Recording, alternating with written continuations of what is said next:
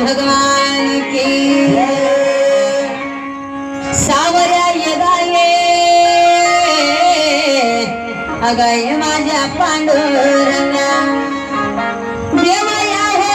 ललकरी अग होई माझ्यावरी सहाय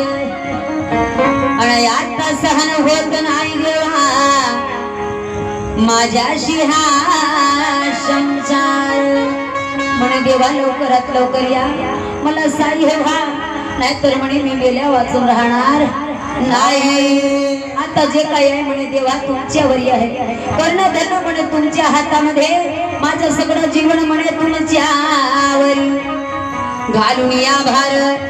ठेविले देवावरी आणि प्रार्थना करीत आहे पश्यंती राणी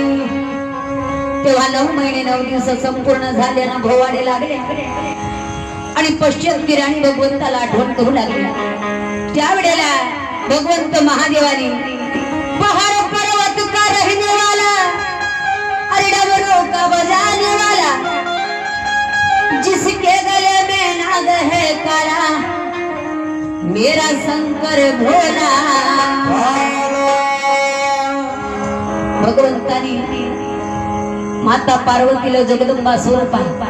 तिला पाठवलं म्हणे जागर म्हणे तिला तुझा सहाय्य हवा म्हणे भक्तांसाठी देव वाट पाहत असतो आणि भक्त देवाकडे पाहत असतो म्हणे विनंती करीत आहे प्रार्थना करीत आहे म्हणे दुःखामध्ये आहे ग म्हणे तुला जावा लागेल त्याची आई बन म्हणे संकटात म्हणे आम्ही सहाय्य करणार नाही तर म्हणे जगामध्ये कोण आहे करणार अगं जे करंजले गांजले त्यास म्हणावे आपुले महादेवानं माता राणीला पाठवलं आई निघाली गेली आणि मोठ्या आनंदानं त्या पश्चिम राणीची प्रसूती केली 2 बाळ सुंदर ते झाले आणि रडू लागले संसारात मोठे सुंदर सुंदर 2 जोडवे लेकर त्या राणी पश्चिंतीनं त्या जंगलामध्ये दिलं आणि आई भगवतीनं 3 दिवसाचा तिरगुड केला 5 दिवसाची शोभणी 7 दिवसाचा सुतक केला आणि 12 दिवसाचा बारसा आणि राणी पश्चिंतीने मोठ्या आनंदाने आपल्या दोघा मुलाचं नाव ठेवलं एकाचं नाव गंगा आणि दुसऱ्याचं नाव सागर राजा कुठे गेला गंगा सागराला त्या गंगा सागराची आठवण करून तीर्थक्षेत्राची आठवण करून राणी पश्चिंतीनं दोघा मुलाचं नाव ठेवलं मोठ्याचं नाव ठेवला गंगाधर आणि लहान्याचं नाव ठेवला सागर आणि आनंदाने आपल्या बाळाच्या मुखाकडे पाहू लागली आणि पाहता पाहता डोळ्याचा अगं नेत्रा आले तेव्हा पाणी म्हणे देवार म्हणे कशी कठीण परीक्षा आहे म्हणे आज माझ्या बाळाच्या वस्त्रावर अंगावर म्हणे वस्त्र नाही अगं होता राजाचा कुंवर आणि वस्त्र नाही माझ्या बाळानो तुमच्या अंगावर म्हणे तुम्ही राजाचे राजकुंवर असून म्हणे आज अशी वेळ आलेली आहे की तुमच्या अंगावर म्हणे एकही वस्त्र परिधान नाही म्हणे मी सुद्धा एका साडीवर म्हणे ह्या अरण्यामध्ये जंगलामध्ये वनामध्ये आलो राणीने एका साडीचे 2 भाग केले अगं अर्धा भाग आपण ठेवला आणि अर्ध्याचे 2 तुकडे करून बाळांना ठेवले एका साडीचे 2 भाग करून दोघं बाळाला घालवलं आणि एक भाग आपण घालून ठेवलं आणि त्या बाळाचा पालन पोषण करू लागले कंदमूल खाऊन जीवन व्यापन करी पाना पतोरा खाऊन बाळाला नवस्तन दूध पान करी स्तनपान करून आपल्या बाळांचा पालन पोषण करू लागली कंदमूल खंडू खंडू खाऊ लागली, पाना पतोरा खाऊन आपला जीवन व्यापक करू लागली. पहा अग कर्माची गती कशी न्यारी, कशी राणी ते बनली भिकारी, कशी देवाची लीला आहे न्यारी. पहा भक्त आणि देवाची वारी, पहा कर्माची गती कशी न्यारी, कशी राणी ते बनली भिकारी, कशी देवाची लीला आहे नारी, कशी वारीला जाते तिहारी.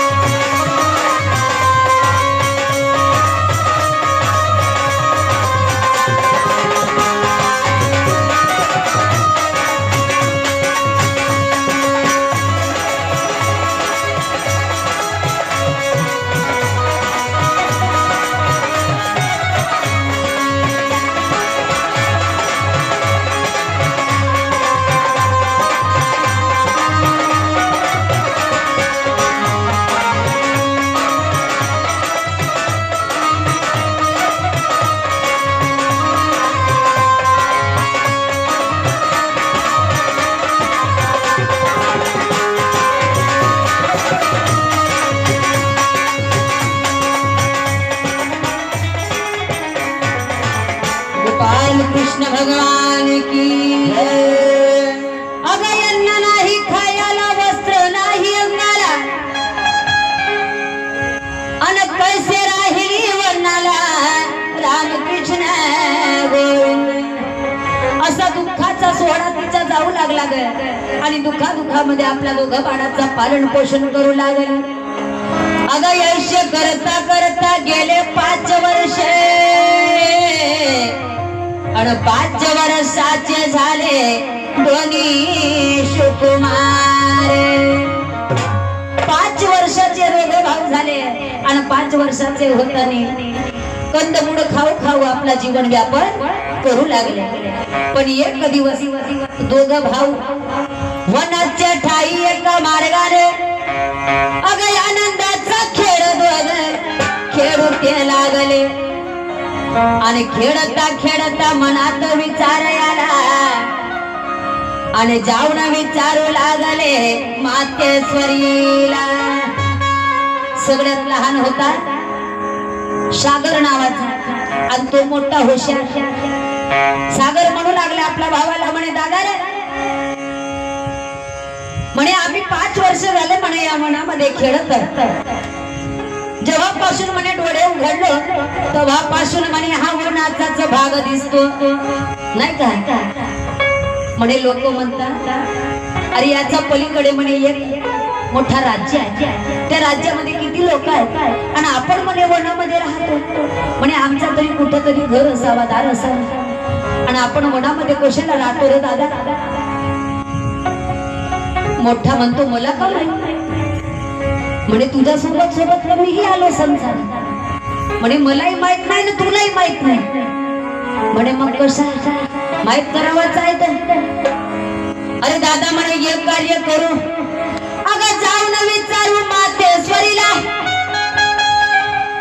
अगं माझा गाव कोठे, परिवार कोठे, अन कोठे पालनारा. म्हणे चालणार दादा, म्हणे आमच्या आईला विचारू तेच सांगत, तिच्या वाचून कोणी सांगणार नाही. म्हणे चाल. लहान भाऊ सागर मोठा हुशार होता, जाऊन मातेचा हाताला धरलं आणि आपल्या आईला म्हणतो आई गे, अगं आई गे,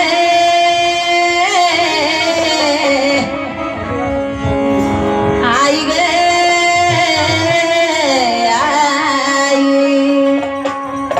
आई. आणि काय बाळा काय झालं, एक प्रश्न आहे ग माझ्या मनात येत विचारू म्हणे विचार बाळा म्हणे प्रत्येक प्रश्नाचं उत्तर मी तुला देणार म्हणे सांग तुझ्या मनामध्ये कोणता प्रश्न आलाय अगं संसारात सर्वांचा आहे परिवार आणि माझ्या नाही का माझे माते अगं कोणता संसार म्हणे आई जेव्हापासून म्हणे डोळे उघडलं तुझ्या वाचून म्हणे कोण आलाय आम्ही पाहिलं नाही म्हणे आई जन्म देणारी तू आहेस पण म्हणे आमच्या बापही असा म्हणे माझ्या पित्याचा पोता अगं माझी आई तू आहे खरी ग माझी आई तू ग खरी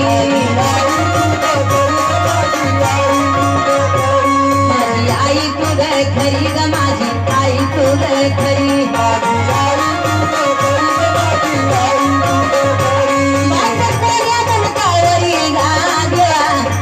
कोण्या मुलकावरी बाप कोण्या मुलकावरी देवा बाप कोण्या मुलकावरी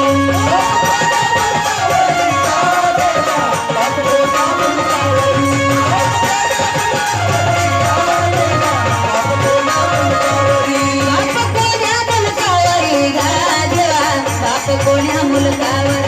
बाप कोण्या मुलकावरी आई बाप कोण्या मुलकावरी